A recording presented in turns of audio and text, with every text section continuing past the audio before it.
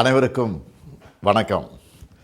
கடலோர அமைதி மற்றும் வளர்ச்சி அமைப்பும் குமரி மாவட்ட மீனவர் கூட்டமைப்புகளும் இணைந்து நடத்துகிற உலக மீனவ நாள் விழாவில் உங்களோடு பேசுகிறதுல ரொம்ப மகிழ்ச்சி. உழைப்புக்கும் உறுதிக்கும் பெயர் பெற்ற மீனவ பெருமக்கள் எல்லாருக்கும் என்னோட உலக மீனவ நாள் வாழ்த்துக்கள். இந்த விழாவில் கலந்து கொண்டுள்ள மாண்புமிகு அமைச்சர் பெருமக்கள், முன்னாள் இந்நாள் சட்டமன்ற நாடாளுமன்ற உறுப்பினர்கள், உள்ளாட்சி அமைப்புகளின் பிரதிநிதிகள், அரசு அதிகாரிகள், சமூக தலைவர்கள் உள்ளிட்ட அனைவருக்கும் வணக்கம். கழக அரசுக்கும் மீனவர்களுக்குமான உறவு என்பது நீங்கள் மீன் பிடிக்க போகிற கடலை போலவே ஆழமானது. அதுக்கு எடுத்துக்காட்டு தான் கடந்த 2023ஆம் ஆண்டு ராமநாதபுரம் மாவட்டம் மண்டபத்தில் வரலாற்றிலேயே முதல் முறையாக நாம் பிரம்மாண்டமாக நடத்துகிற மீனவர் நல மாநாடு. 14,000 பயனாளிகளுக்கு நம்ம திராவிட மாடல் அரசு சார்பில் நலத்திட்ட உதவிகளை அந்த நிகழ்ச்சியில் நான் வழங்கினதும் பல புதிய அறிவிப்புகளை வெளியிட்டதும் உங்களுக்கு நல்லா நினைவிருக்கும். அது மட்டுமா, அக்கால் மடம் மீனவர் குடியிருப்பு பகுதிக்கு வந்து மீனவ குடும்பங்களோட பாச மழையில் நனைஞ்சதை நானும் மறக்கலை. கலா ஆய்வில் முதலமைச்சர் பயணத்தில் நாகை மாவட்டத்துக்கு நான் வந்தப்பவும் நாகை, திருவாரூர், தஞ்சை, மயிலாடுதுறை மாவட்டத்தினுடைய மீனவர் சங்க பிரதிநிதிகளை நேரில் சந்தித்து பேசினேன்.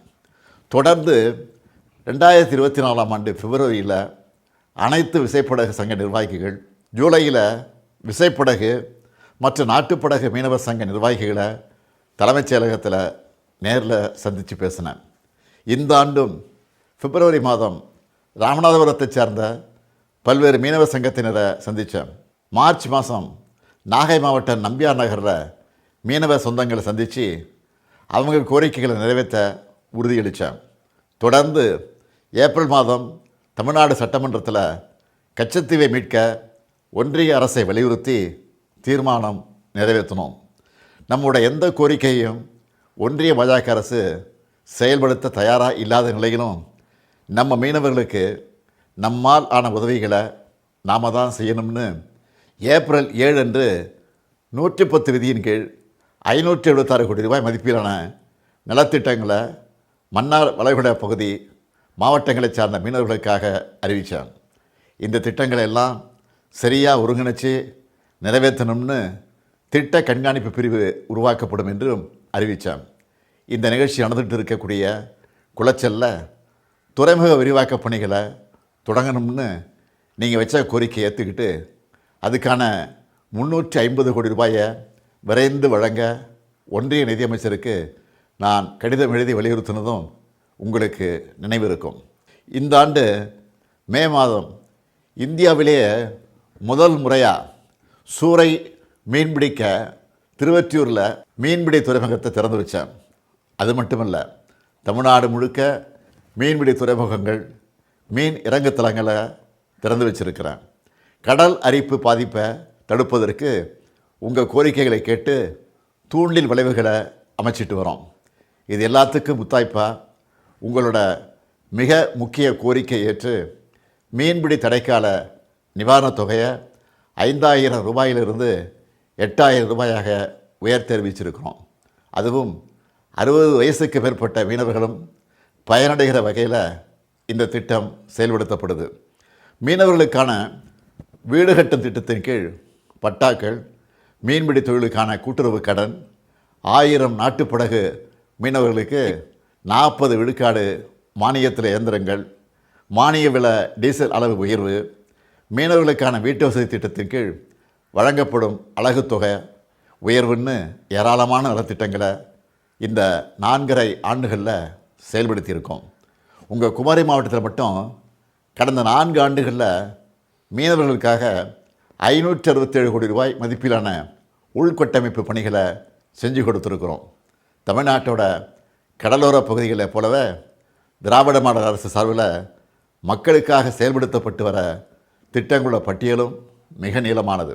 ராமேஸ்வரம் வரை வந்தாலும் உங்களை சந்திக்க பிரதமர் நேரம் ஒதுக்கலன்னு உங்கள் ஏமாற்றத்தை பதிவு பண்ணியிருந்தீங்க.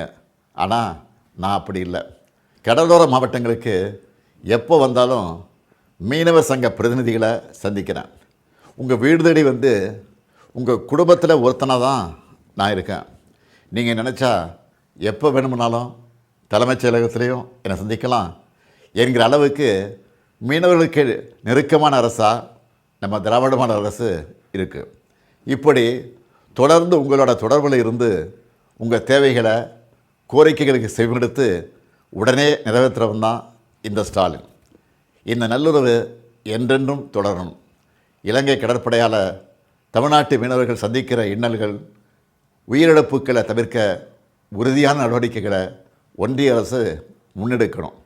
மீனவர்களின் பிள்ளைகள் நல்ல முறையில் படித்து பெரிய பொறுப்புகளுக்கு வரணும். நம்ம அரசின் திட்டங்கள், கடனுதவிகளை பயன்படுத்தி மீன்வளம் சார்ந்த மதிப்பு கூட்டப்பட்ட தொழில்களிலையும் நீங்கள் சிறந்து விளங்கணும். அடுத்த ஆண்டு அமையவுள்ள திராவிட மாடல் 2.0 ஆட்சியில் இன்னும் உங்களோட உயர்வுக்கான திட்டங்களை நான் செயல்படுத்தணும்னு என்னோடய ஆவலை பகிர்ந்து கொண்டு, அதுக்கு உங்களோட ஆதரவு எப்பவும் இருக்கும் என்ற நம்பிக்கையோடு விடைபெறுகிறேன். நன்றி, வணக்கம். பிளே ஸ்டோர் மற்றும் ஆப் ஸ்டோரில் இருந்து பாலிமர் செயலியை QR கோடு மூலம் பதிவிறக்கம் செய்யுங்கள். செய்திகளை உடனுக்குடன் பெறுங்கள்.